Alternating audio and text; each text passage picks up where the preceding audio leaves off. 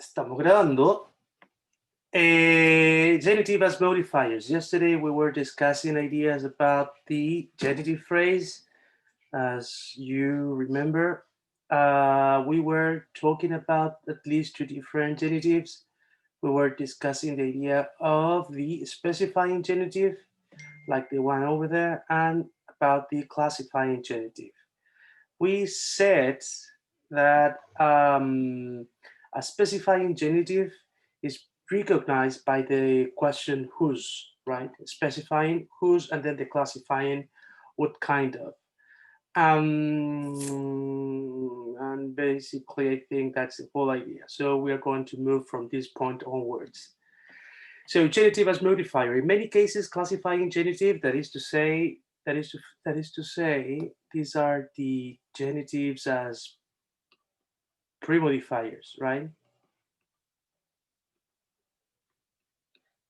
Premodifier. Genitives as premodifiers is equivalent to an adjective or a noun modifier. Quite obvious because they are working as a premodifier. So basically, they belong to both classes. Whereas this is not true for specifying genitives, obviously because specifying genitives, they are performing the role of a determiner.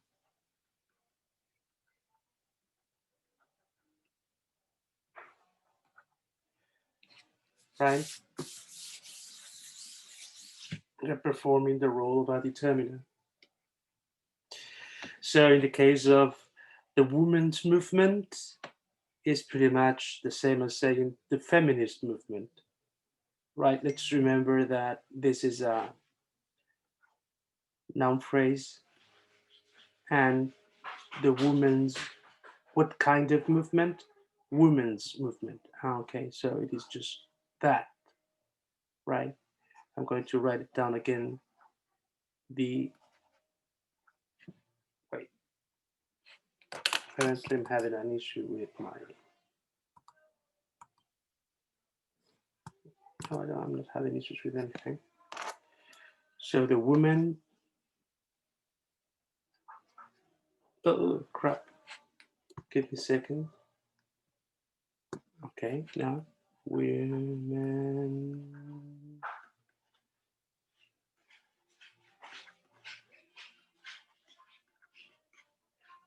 movement. Okay, this is a noun phrase performing the role of we don't know, right? Because it is out of context. But inside of it, we have three different elements, and movement is the last one, therefore our noun head. In front of that, we have the women's. So as we already know, genitive phrases can be of two different types. They can perform the role of a determiner, therefore specifying,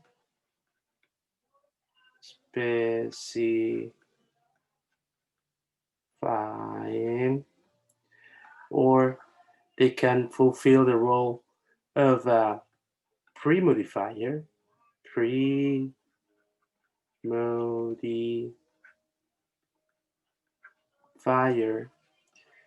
Therefore, you know what? I think I'm having problems with my computer, so I'm gonna close this. And apparently, just let me check about the, okay, do you see that? Get out of here. YouTube. I think now we're gonna move smoothly. Okay, so genitive phrases, they can fulfill the role of a determiner, therefore they are called specifying genitive phrases, or on the other hand, they can fulfill the role of a premodifier, therefore classifying, genitive phrases. So specifying, they answer the question whose, and classifying is what kind. So I'm going to ask myself, the women's movement, I'm going to ask myself, whose movement or what kind of movement. This is a kind of movement. Therefore, this is a premodifier. So it ends in the noun head, right? But the question is then where does this start? As it is a premodifier, then um, it is just on its own. Why? Well, again, I'm gonna say it again. Remember yesterday we were talking about this, that a noun phrase is something like this, and in the middle of it you have the head, and then in front of that you have the pre-modifiers, and after that you have post-modifiers or complements, but at the very beginning you have determiners. So if you're saying that the women's movement, women's is a pre-modifier, so it goes over here. Therefore, the article, the definite article, the is in the place of a determiner. As a summary, the is a determiner, premodifier, then women is a genitive phrase, premodifier, made out of a noun head. And that's it. With that, I'm making a review of what we discussed yesterday. Okay? Okay. If there's any question, just let me know. So otherwise, I'm going to move on.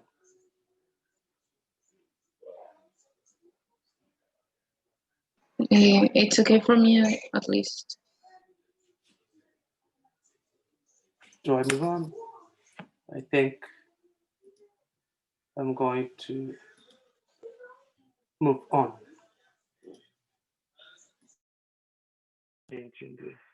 Ok, ¿me escuchas mejor ahora, no? Avíseme, porfa. Sí, profe. Yeah, bacán.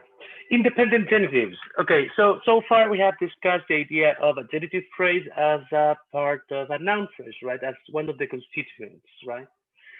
But with independent genitives, we can see that genitives can be the head of a noun phrase.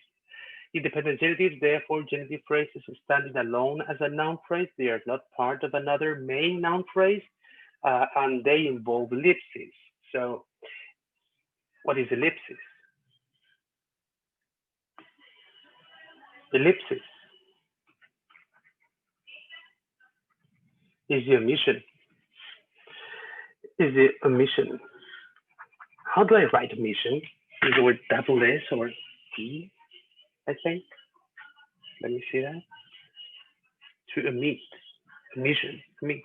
Cambridge. Let me see that.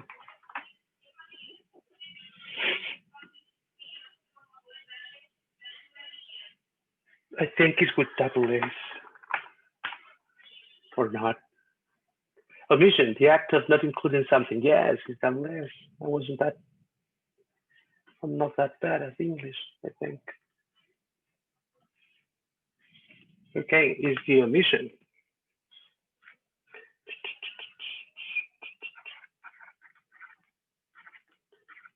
Of repeated elements.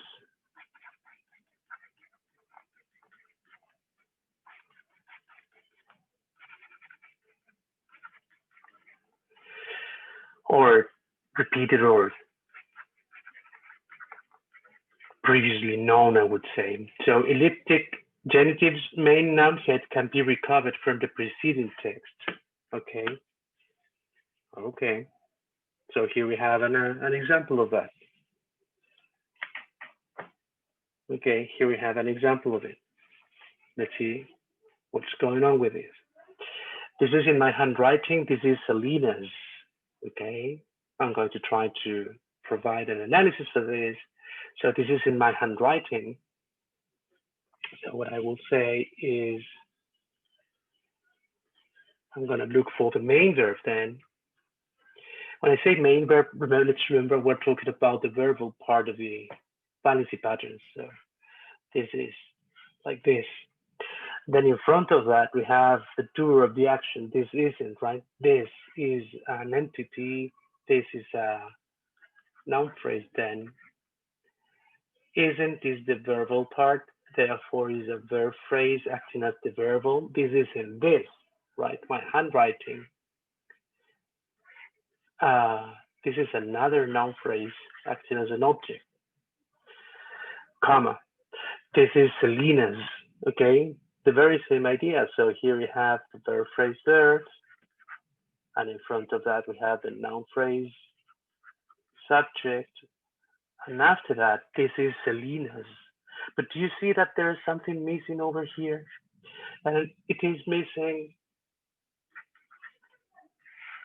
because it's been already said, so you can retrieve that out of the context. So as a consequence of that, what we have is a noun phrase. Come on, you can do it. Okay. What we have is a noun phrase acting as an object, which is made out of a genitive phrase, right? But anyway, it's just a noun head. Okay.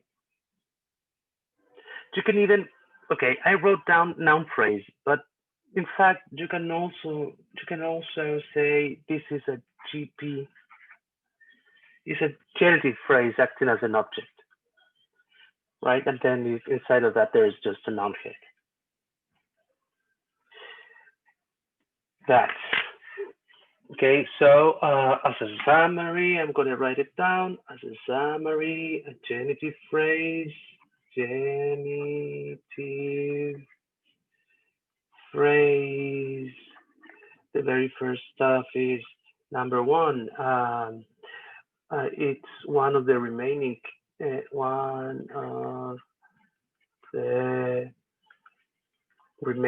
cases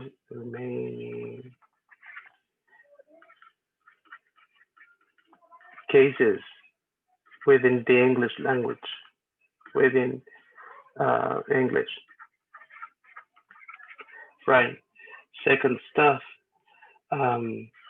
they can be divided into two.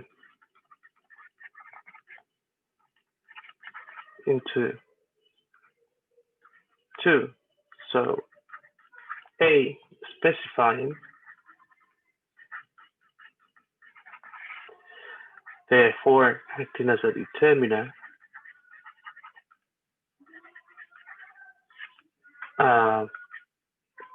specifying, acting as a determiner, and you can find them by asking the question whose,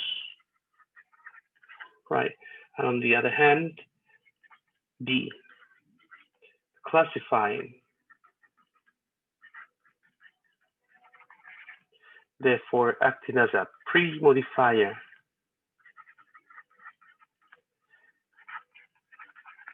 as a consequence, answering the question what kind of.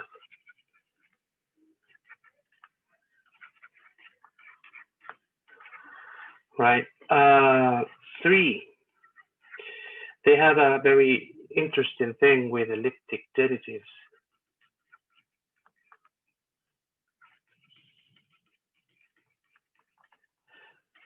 Because they entail omission, right? And they can actually be, they can replace full noun phrases. Pero si lo piensan un poco, no es que reemplacen noun phrases, lo único que hace una elliptic genitive phrase es presentar una versión reducida y más económica de una noun phrase ya dicha. I would say, so how can I say that in English? I would say that elliptic genitives, they entail omission and they can actually replace noun phrases. Yeah, I would say that. They will replace MPs. Basically, that's the whole idea for the genitive phrase. And its symbol would be GP. That's it. Okay. Okay, let's move on.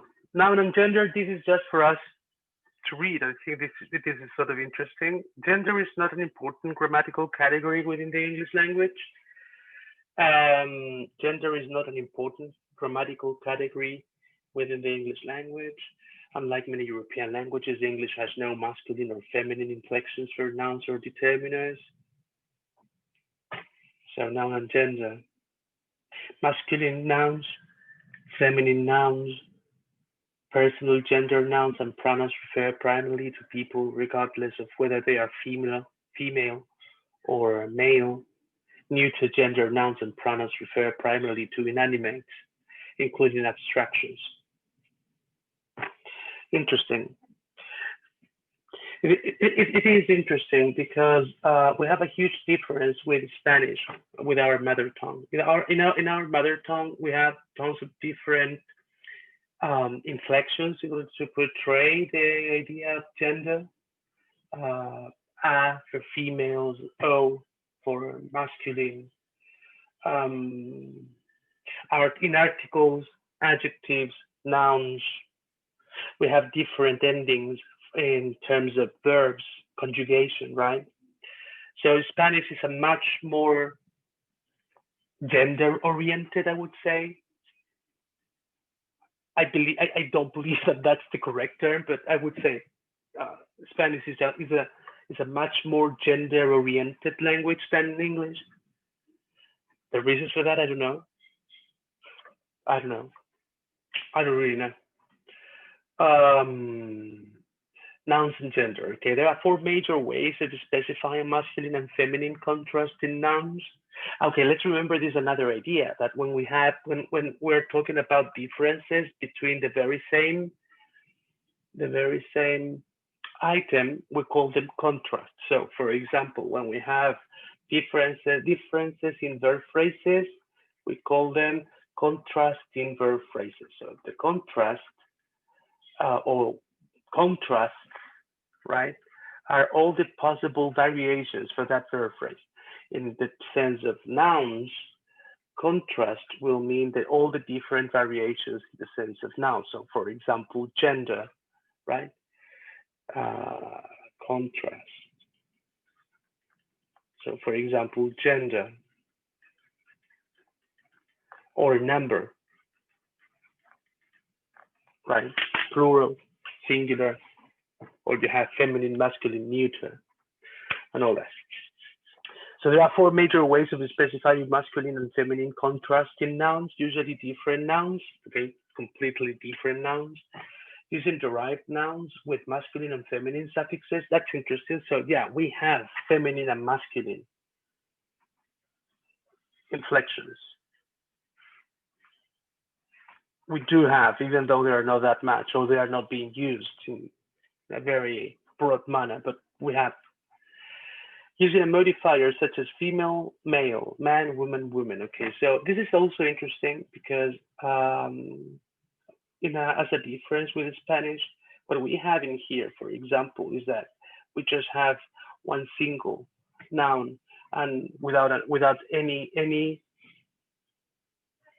I would say without any gender related to it immediately, right?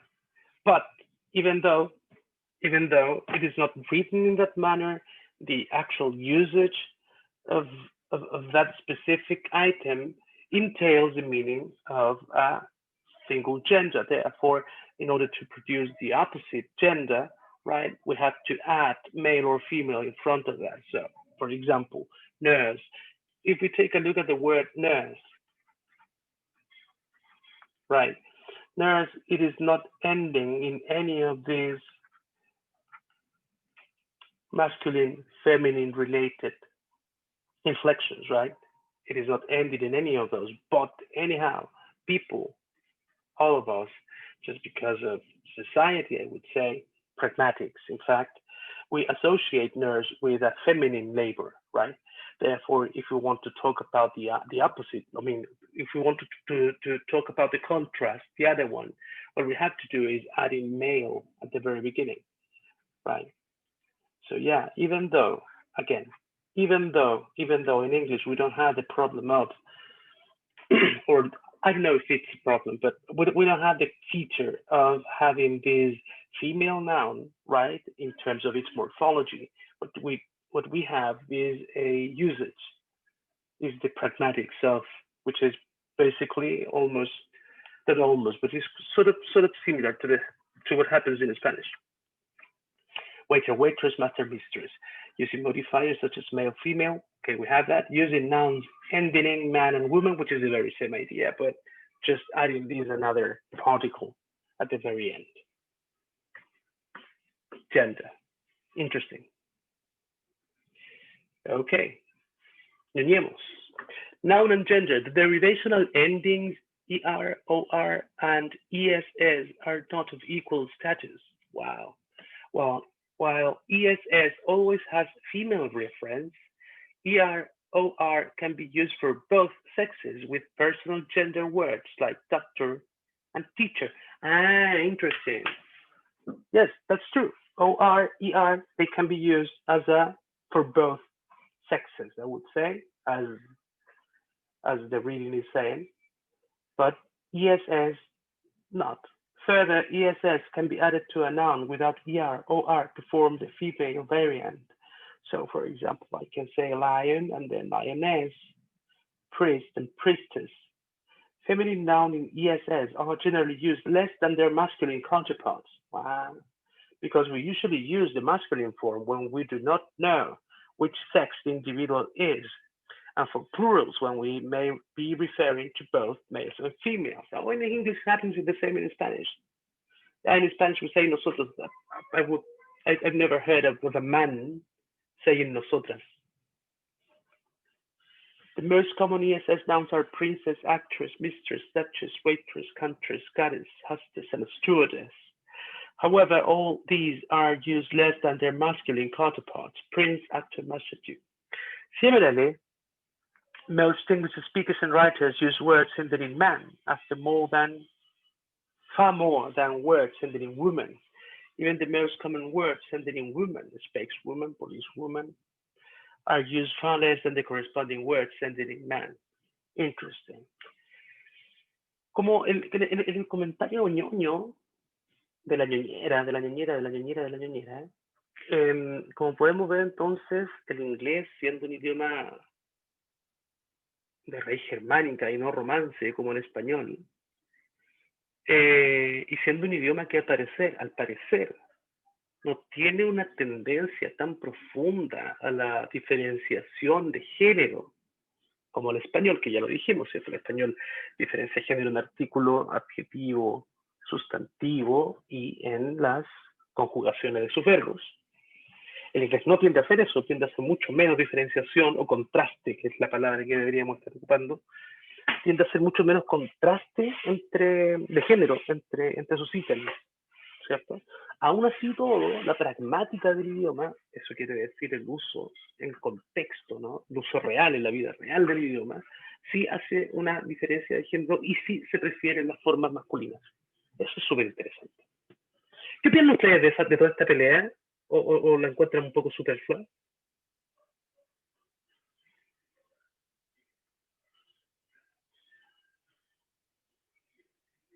Con la idea del pronombre neutro y todo eso.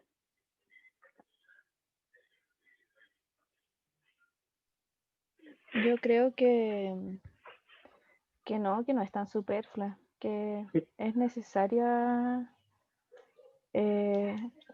sentirse incluido, porque nosotros, o sea, si lo sentimos superfluo, deberíamos pensar que el lenguaje no es tan importante en nuestras vidas, pero en realidad lo es, es como nos definimos a nosotros mismos y también cómo nos sentimos incluidos, así que yo creo que sí es importante.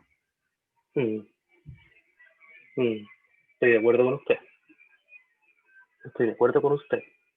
Pero es interesante que vemos dos lenguajes. Bueno, aquí también hay que ser un poquito. Lo dejo abierto nomás para el que quiera ñoñar después con esto.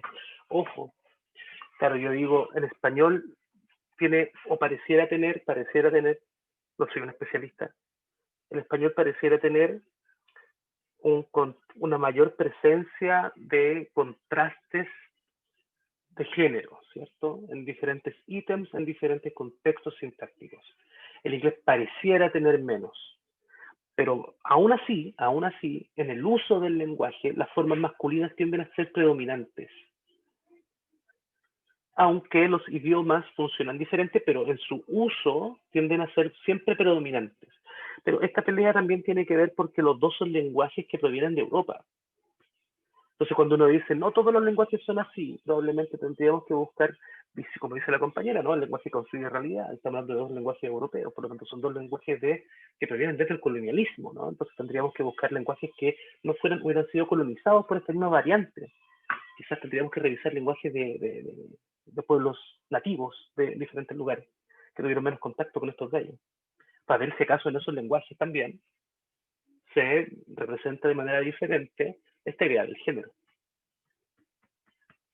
Es interesante. ¿El resto qué opina?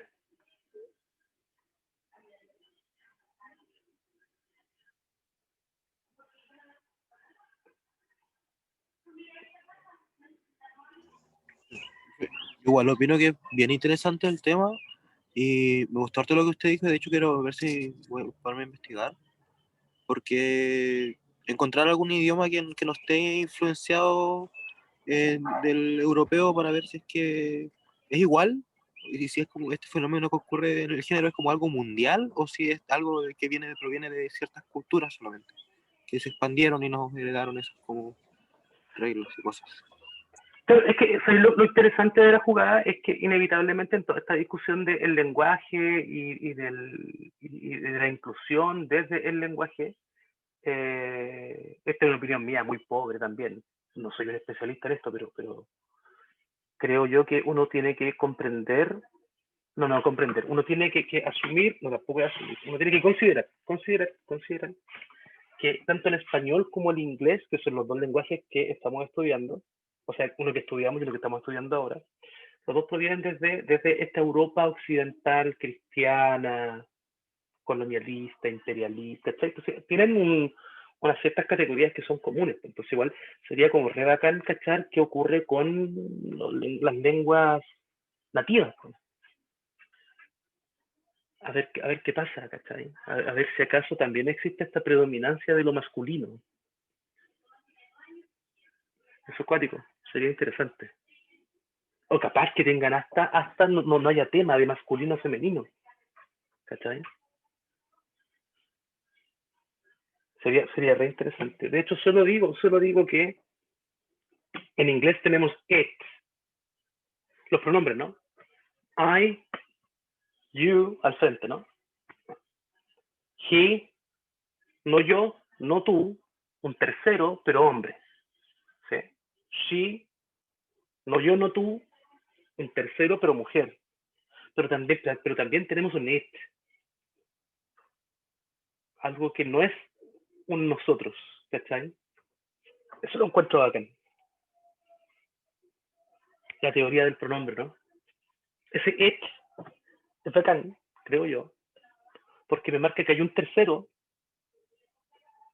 que no tiene las mismas clasificaciones que un humano. Entonces también habla harto de eso.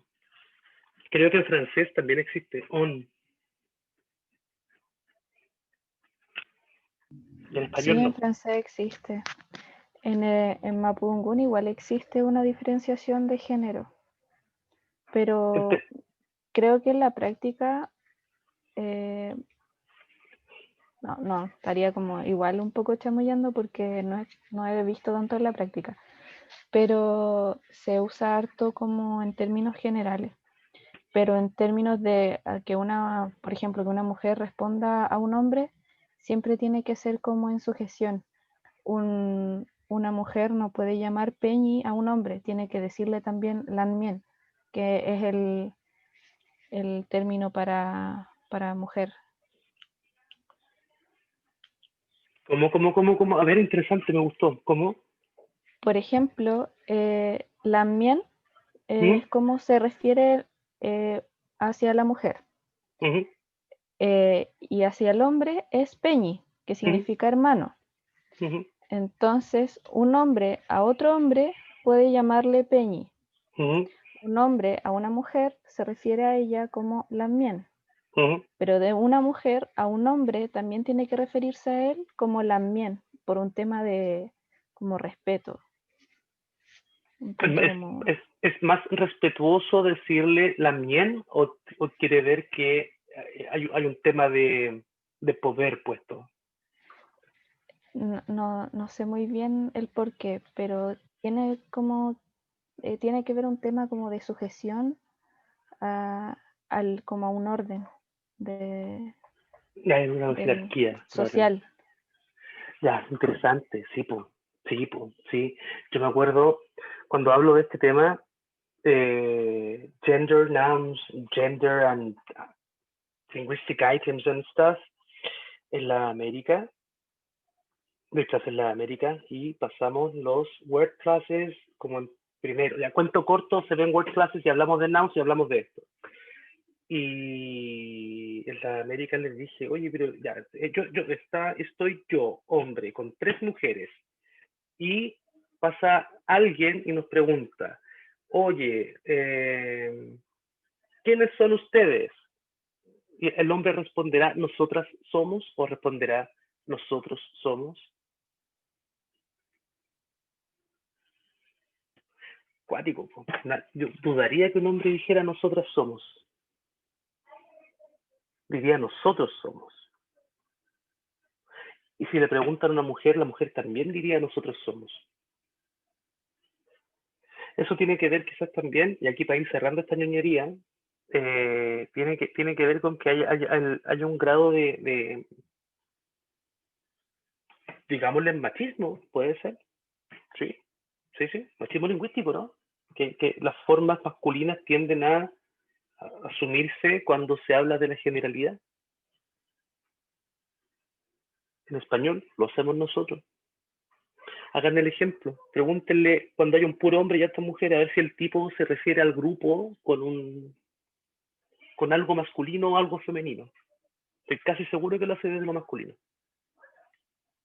Es cuático. Y lo hacemos nosotros. Ahora, para ir terminando, los cambios lingüísticos son cosas que demoran siglos, siglos. Por lo tanto, pedir que el español de Chile sea un lenguaje mucho más exclusivo, o sea, no exclusivo, perdón, inclusivo, sea mucho más inclusivo, es algo que puede tomar harto rato, para que no se desesperen tampoco. Yeah, let's move on. Harrison and Pullum. Harrison and Pullum, both of them, they're grammarians basically. And I never talked that much about them because they are like the bad boys in grammar. They say the very same stuff as Biver and Quirk and Leach, but they change names and they perhaps provide one single difference. So we're going just to review them, but don't worry much about them. Distinctive properties of prototypical noun phrases. Function. The main function in a noun phrase are enclosed subject, object, predicative complement. When I say predicative complement, I'm talking about subject complement. In prepositional phrases structure as a complement. Distinctive properties of prototypical nouns. Okay, these are distinctive properties. Nouns can be inflected, nothing new. Nouns typically inflect for number, we know that. Case, genitive, we know that. Function. Nouns can normally fill the head position in phrases with any of the 4 functions listed in one. We know that. Dependence. There are various kinds of dependence that can occur exclusively or almost exclusively with noun as heads. Examples such as determinants. Okay, I'm going to try to translate this. In letter C, it says noun phrases can have different constituents. They can have determiners, pre-head adjectives, that is to say pre-modifiers, and relative clauses, that is to say post-modifiers, and that's it. Okay, I won't say much about this.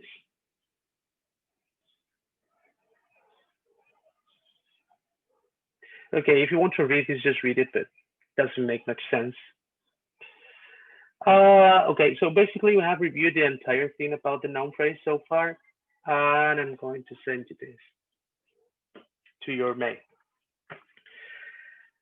Y ahora, 3.12, lo que vamos a hacer son los ejercicios que nos iban quedando.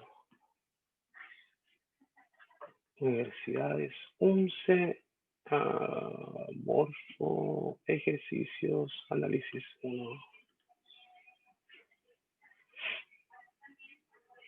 Ok.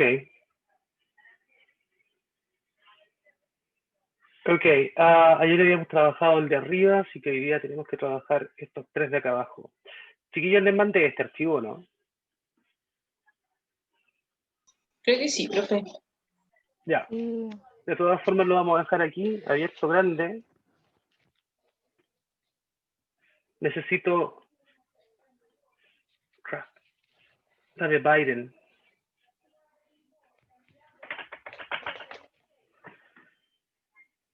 Está fácil.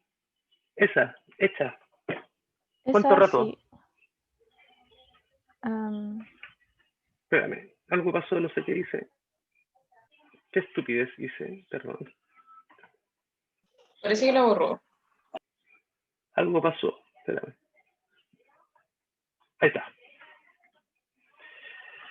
Necesito la de Joe Biden. Esa, hecha. La revisamos a la 20, un cuarto para las 4.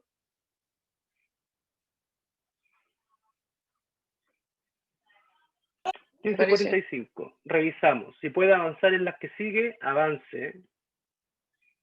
Ustedes me dijeron que tenían esto, así que vamos a... sí, lo mandó el lunes. Ya. Entonces, un cuarto para las 4 nos juntamos a revisar esta. Si puede avanzar en el resto, lo hace. Yo voy a dejar esto andando acá, ¿sí? Y solo voy a apagar mi cámara y me voy a silenciar, ¿sí? Trabaje, un cuarto para las 4 nos juntamos de nuevo.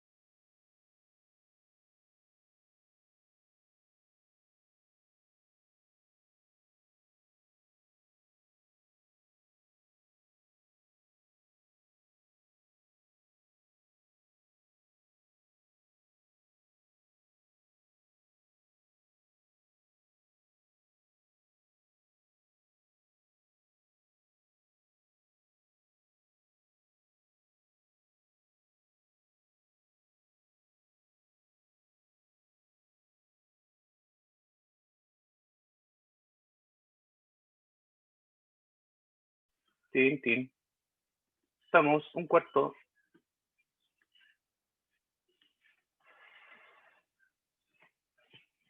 Les mando el tiro, Paula. Les mando al Pokémon todo. Dame un segundillo. Y Ucampus.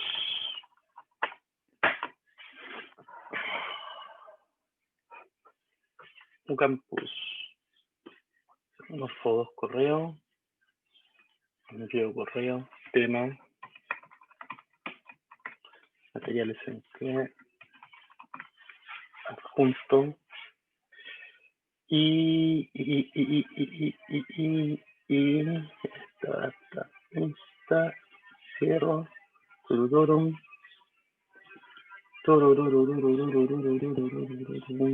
y esto lo saqué, ¿dónde lo saqué? Slides, I think. Slides, no phrase. Esto es. Therefore, I have this, that, selección los archivos.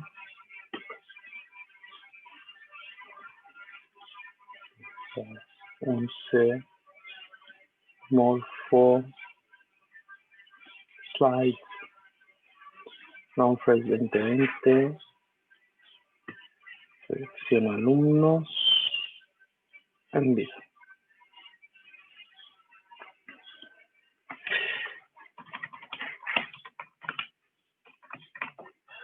Ya. Ya, gente, para ir terminando, vamos a revisar lo de Joe Biden.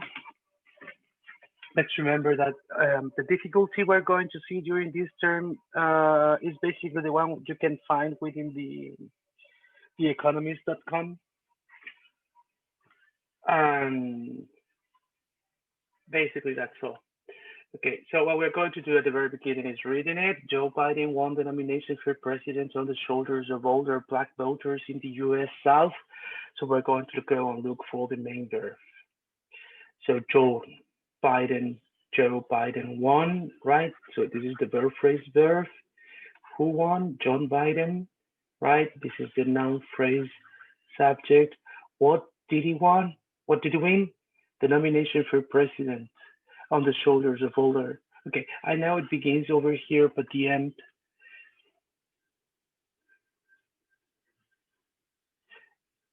So Joe Biden won this, the nomination for president on the shoulders of all the black voters in the US South. So the only question I have is where does it end? Over here. Yo le puse hasta president y luego on the shoulders hasta voters como objeto indirecto. Y luego un adverbial in the South, in the US South. So you did this. Ese One lo this. dije como And then you did this, and then this. Okay. The very first question is the nomination. So, okay, the balancing pattern we know is this: is SVO, and when that happens, the very first one is the indirect objects, and the second is the direct object. In this case, we have the other way around, which is also possible. You can also have this, but it's rare, right? How can I find the second one? Well, when I can change the indirect object into a prepositional phrase. So for example, if I say, I bought this, I bought this, I bought you this, I bought you this, I'm trying to explain this, okay? So if please give me, I'm gonna try to be as pedagogical as I can be. I bought you this, okay? So In this sentence, we have the valency pattern. The valency pattern is noun phrase subject, verb phrase verb, noun phrase object, noun phrase object. Okay, what did I buy? I buy this. So therefore, this is the direct object, and to whom? To you, right? Therefore, this is the indirect object. As a consequence, whenever I have an indirect object, it's basically something that answers the question who, and a direct object is basically something that answers the question what. So Joe Biden won the nomination. Okay, and then you change the order, right? You put at the first you put the direct object and then the indirect object. Can this be possible? Yeah, it can be possible. If you do this, I bought this for you. And as you can see, it is possible because I changed this noun phrase into a prepositional phrase. I'm going to take a look at the on the shoulders of black voters, right? It is a prepositional phrase. Now the question would be, John Biden won the nomination for president. How? On the shoulders of black voters. You know what? Estoy completamente de acuerdo con usted. Esto es un direct object. Estoy totalmente de acuerdo con usted ahí. Mi pregunta es, ¿qué es esto? Aquí es donde tengo mi duda.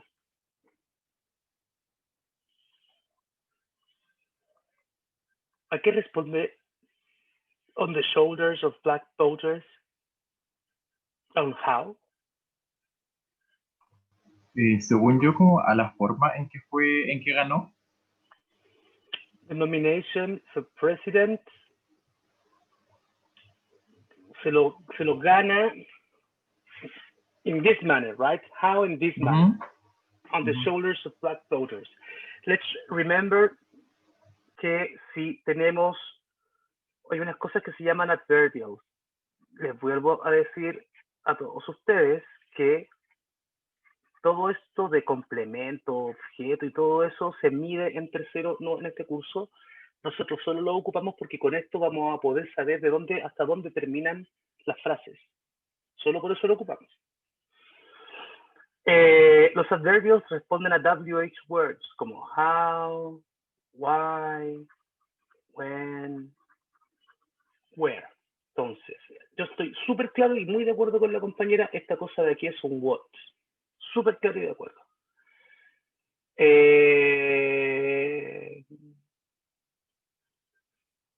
On the shoulders of black voters podría ser un adverbial. Podría ser un adverbial. Podría ser un adverbial, siempre y cuando ¿Esa respondiera. es una prepositional phrase? Sí, lo voy a arreglar ahora. Gracias. Podría ser un adverbial si es que responde a eso, ¿cierto? On how. ¿Cómo ganar esta nominación para los presidentes? On the shoulders of black voters. Podríamos dejarla así. Otra cosa que hacen los adverbiales es que se mueven. ¿Podría poner on the shoulders of black voters al principio? On the shoulders of black sonaría un poco voters raro. in the south. Sí, pero se puede. O puedo dar vuelta los dos adverbiales, colocar in the south primero y on the shoulders después. Joe Biden won. Sí, eso se podría. Es Dos súper adverbiales movible. para la casa. Dos adverbiales ahí para la casa. Estamos. Dos adverbiales ahí para la casa. Déjenme borrar. Ya, estamos. Dos adverbiales y se fueron para la casa. Joe Biden wants, and that's a name, therefore a noun head. Chao, para su casa. One is a verb head, para su casa. D es un determiner, pre-modifier, nomination, noun head, for president. Esto es una prepositional phrase. Prepositional phrase. Post modifier. Hay una pelea, chiquillos, también. Hay una pelea. ¿Cuál es la pelea? La pelea es que no siempre las prepositional phrases son post modifiers, pueden ser complement también. Si digo John Biden won the nomination on the shoulders, ¿es suficiente o tengo que decir for president?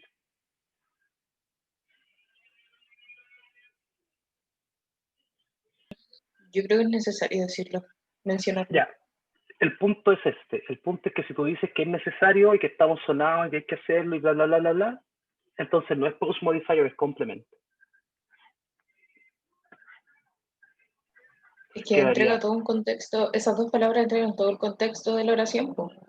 Entonces hay que Ya. nombrarla. El punto es que si son necesarias que estén allí, o sea que no las puedo borrar a libre albedrío, son complements. Y si son complements, ya no son post modifiers, muy obvio, ¿no? El resto sigue igual. Preposition head, noun phrase complement, noun head. On the shoulders of black voters. Entonces, on, y aquí tengo mi preposition, noun phrase complement. The shoulders of, aquí tengo mi prepositional phrase. Older black voters. Vamos. Continúo entonces, ¿cierto? Profe, una pregunta. Dígame. Older black, ¿no sería por casualidad una adjective phrase? ¿Que está calificando al voters? Lleguemos ahí y veámoslo. Espera, déjame marcar acá. Gente, mucho Profe, cuidado. le iba a hacer una consulta. Sí, antes de pasar a la siguiente, ¿me podría repetir el último arbolito que hizo abajo de for president? Ah, es un doble P, prepositional. ¿Cómo lo de nuevo? Lo que más. No ordenado. Espera. Vamos a hacer no ordenado. Entonces, ahí. Entonces, esto es una prepositional phrase complement, que adentro tiene una preposition, get, for, y al lado tiene una noun phrase complement, president. Y president es una noun head. Eso. Ya, perfecto. ¿Ya? Ya. Cuidado acá. On the shoulders of black voters es una frase completa, es una prepositional phrase. Eso lo dejo arriba, por eso lo digo arriba, ¿cierto? Entonces, vuelvo a decirlo. Joe Biden, una unidad. One, otra unidad. The nomination for president, otra unidad. On the shoulders of black voters, otra unidad. In the US South, otra unidad. ¿Sí? Por eso coloco sus nombres arriba. Noun, phrase, subject, form, function. Verb, phrase, verb. Form, y así, so on, so forth. Abajo de eso, entonces digo ahora, on es una preposition, head, acompañada de la noun phrase complement, the shoulders of older black voters. Aquí tengo the, es un determiner pre-modifier, shoulders es el noun head, y luego tengo of older black voters, que es una prepositional phrase, on the shoulders, esta sí que es complemento, no la puedo borrar, ¿cierto? Joe Biden won the nomination for president on the shoulders of whom, right? Whom, whose shoulders. Eso sí que es complemento. Adentro de esa está of, que es la preposition head, y luego la noun phrase complement, older black voters. Y aquí es donde está la compañera que decía. La compañera decía que older y black era una adjective phrase. Sí, eso decía. O sea, yo Ya, supongo, porque en los medios siempre se le suele llamar a la gente afrodescendiente como black people, entonces me imagino que es un adjetivo para voters. ya, pero sí, ese black nos A mí clasifica en a lo personal voters. me llama la atención que black esté con mayúscula y que eso no es azaroso. Entonces yo digo que es como un solo lexema black voters. Ya, buena, pero tranquilicémonos, de ahí nos vamos en la ola. Tranqui. Yo también estoy de acuerdo con usted, pero tranqui. Black voters no son cualquier voter, son unos black voters, ¿cierto? Entonces, ese black le está entregando su significado, clasifica a voters. Ahora, ese older, ¿a quién le entrega su significado? ¿A black Black. o a voter? A black. Y a voters. No, yo digo que a black. Es que yo creo que lo que pasa Te es lo que veo estoy de así. acuerdo con la niña que dijo que era una adjective phrase, yo creo. O sea, lo que pasa es que, claro, podría ser of older voters y ignorar el black, pero aún así siento que no es lo que quiere decir el titular. Sino que, y también puedo decir black voters, pero él lo que quiere decir esto es que son older black. Como, Claro, no es cualquier tipo de voters. claro, y no cualquier tipo de black voters, sino que un older black voter. Ya, vamos con las cosas que sabemos desde la teoría. Nosotros sabemos que en una noun phrase su head es un noun, ¿cierto? Ya. También sabemos que dentro de una noun phrase pueden haber otras cosas que sean heads, como adjetivos, enumerators, pronouns. También sabemos que pueden pasar otras cosas. Hay una teoría, la teoría dice que, la teoría de los lexemes, dice que un lexeme es, no importa de cuántas palabras esté escrito, pero es solo una idea en tu cabeza, ¿cierto? Activa solo un referente. En este caso, podríamos decir un par de cosas. Primero, older black voters, la única que tiene contraste de número, o sea, que actúa como un noun, es voters. Esa es la que tiene contraste de número. Por tanto, si tuviera que elegir entre las tres, ¿cuál es mi noun head? Yo diría que es voters. Primero. Segundo, older es un adjective. Claramente es un adjective. ¿Sí? Ese adjective puede clasificar entonces, pre-modify, in fact, un noun head. O si no fuera un noun, podría ser algo que reemplace un noun. La pregunta es lo que hace la compañera, es por qué rayos se escriben black con mayúsculas. Yo creo que en mi lectura es así, o sea, esta es mi visión. En mi visión, el lexema es black voters. Ese es mi lexema, black voters. Y no son cualquier black voters, son older black voters. ¿En qué sostengo esa idea? La sostengo en la capitalized form de black. Porque black en ese sentido no hace referencia a negro, ¿no? Sino hace referencia a este grupo étnico. Los black voters, los white voters. Yo diría que es Porque eso.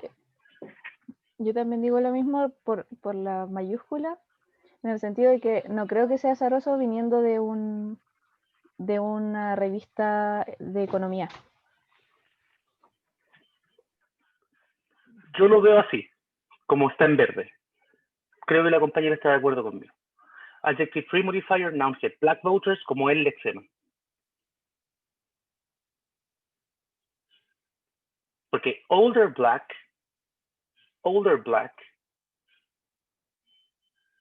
voters. Sí, profe, creo que estoy de acuerdo con eso, con lo verde. Older black voters, porque black puede ser un noun, ¿no? Te apuesto que es un noun también. Yo creo que ahí tendríamos que empezar a revisar las noticias, como para saber. Porque igual, o sea, yo me pongo en el caso de que varias hemos leído ya la noticia gringa, esto y lo otro, y hay palabras que se capitalizan, pero no necesariamente significan algo más por estar capitalizadas, sino que también funcionan como adjetivo. Podrían decir Chilean people y al final older Chilean people, y al final igual podría funcionar como una adjective phrase, que al fin y al cabo lo que destaca de la frase son los voters. Podría omitirse la parte del older black, pero es necesario lo de voters. De hecho, también como que si un texto periodístico también se ha visto varias veces que si son como los titulares, etcétera, que hay veces que ocupa el tema de las mayúsculas para llamar la atención también de ese concepto, po, que el ojo indirectamente se va ahí. Exactamente. O sea, en el ejemplo de la compañera, pues Chilean people, claro, pues muy claramente adjective noun, pero the Chilean are, o the Chilean people, the Chilean, y omitimos people, ¿cachai? Y ahí Chilean queda entonces como el adjective head de una noun phrase. porque Chilean es el reemplazo por la entidad. ¿Cachai? Eso es todo lo que podría decir. Lo último. Profe, también creo que, mire, googleé black solo para el hecho de ver si es que podía ser un noun, como para ver si es que podía ser posible, y sí me salen artículos de blacks in the war, son como, por decir, negros en la guerra. O sea, mira. En Cambridge aparece como noun, pero solo para the color of coal of the sky and very dark night. Ahí aparece como black. She often dresses in black. Pero recordemos, chiquillos, que estamos analizando lenguaje real. O sea, esto que está escrito aquí es gente hablando como quiere hablar nomás, con un registro muy formal, periodístico, publicable y todo, ¿no? Pero es gente hablando, entonces pueden hacer básicamente lo que quieran. Nuestra labor es darle forma nomás. Yo les diría que cuando tengan la duda, como en Black Voters, lo pensaran como qué análisis, qué forma de análisis tiene o mantiene o sostiene de mejor forma nuestro marco conceptual. Profe, y si dijera of older African American voters, ¿ahí cómo sería? African, adjetivo, American, African American, de hecho yo creo que es un lexema. Adjetivo, claro. Sí, porque va con un guión, de hecho. Sí, African American voters, ya está el noun set. Chao. Ya. Eso. Ya terminemos. In the US South, the same idea. The US South. El determiner D y US South yo también lo veo como un puro noun set porque es un nombre de un lugar. The US South, the US North, the US East. Si alguien es más picky, que le ponga un noun premodifier. Pero eso no genera mucha más diferencia. Lo mismo acá del Black Voucher, si alguien es mucho Yo igual más creo que picky, funciona bien como un solo lección. si alguien es mucho más picky, así picky, también que le ponga aquí un noun premodifier, ¿cachai? Y no nos genera problema. Eso. Y nos pasamos ya en 6 minutos. Gente, voy a subir la clase entonces. Les pido que intenten hacer estos dos que quedan. Yo ahora tengo clase con el grupo 3, mañana tengo con el grupo 3. Y mañana les voy a mandar a todo el mundo otro montón de ejercicios para que hagan en la semana. Nos juntamos el 2 de noviembre. Clase normal. Si alguien necesita ayuda, que me avise. Porfa, la próxima semana igual podemos trabajar. Eso, ¿alguna duda antes de cortar? Profe, yo tenía una duda, pero de la phrase, o sea, de la oración de Twitter. De la que estaba mostrando recién, abajo. Ya, ni la he visto. Veámosla. Rapidito, a ver. Ya, era el de post, story or photos. No sé cómo se constituiría ahí, porque tengo desde to hasta reports como una sola phrase, pero no sé qué pasa con the post, story or photo. Me suena que podría ser dos noun. Vamos a hacer así, mira. In an unprecedented step against a new major publication, voy a solo marcar los paréntesis ya. In an unprecedented step against, in an unprecedented step against major news publication, in an unprecedented step, prepositional phrase, against a major publication, Twitter blocked. What did they block? They blocked users from posting links to the post, story, or photos from the unconfirmed report. I think it's that in this way. Then you have a prepositional phrase. And then, this is something you haven't seen yet. ¿Se acuerdan cuando hablábamos de las non-finite clauses? Non-finite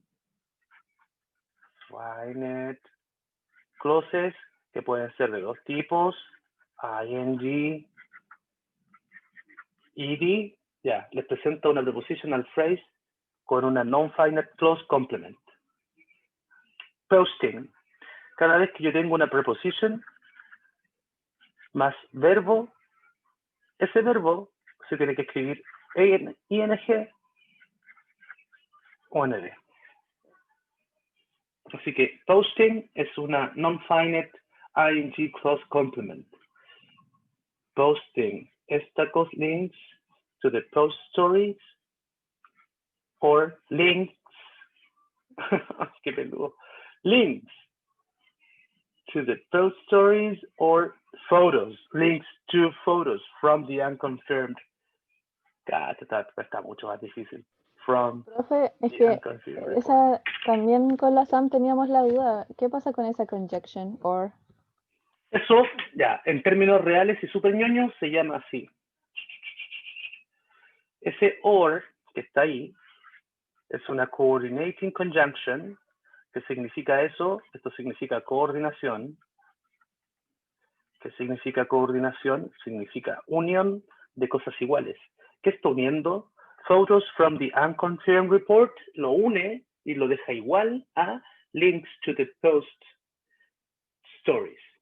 Entonces, une eso con eso. Todo esto es materia de tercero, chiquillos, tranqui. Este es el conjoin 1, este es el conjoin 2, y lo que está uniendo son from posting, ¿qué cosas? Links, es simple coordination of direct objects.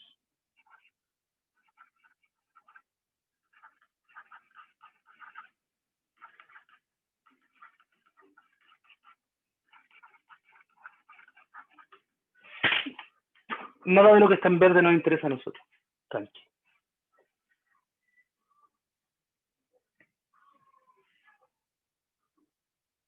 Eso, solo que sí nos interesa lo que está en rojo.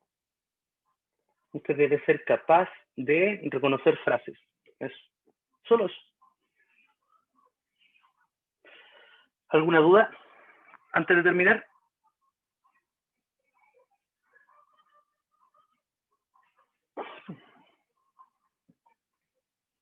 ¿No? ¿Estamos? Ya. Estamos, chiquillos. 16:12. Me quedan 3 minutos.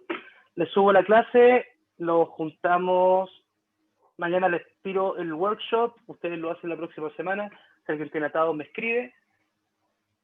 Tenemos clase de nuevo el 2 de noviembre. Que estén purentitos. Cuídense mucho. Vale, profe, Chao, chao. profe, gracias. Chao. Joaquín, ¿me avisáis si necesitáis algo? Gracias, profe. Ya, profe, gracias. Dale, dale.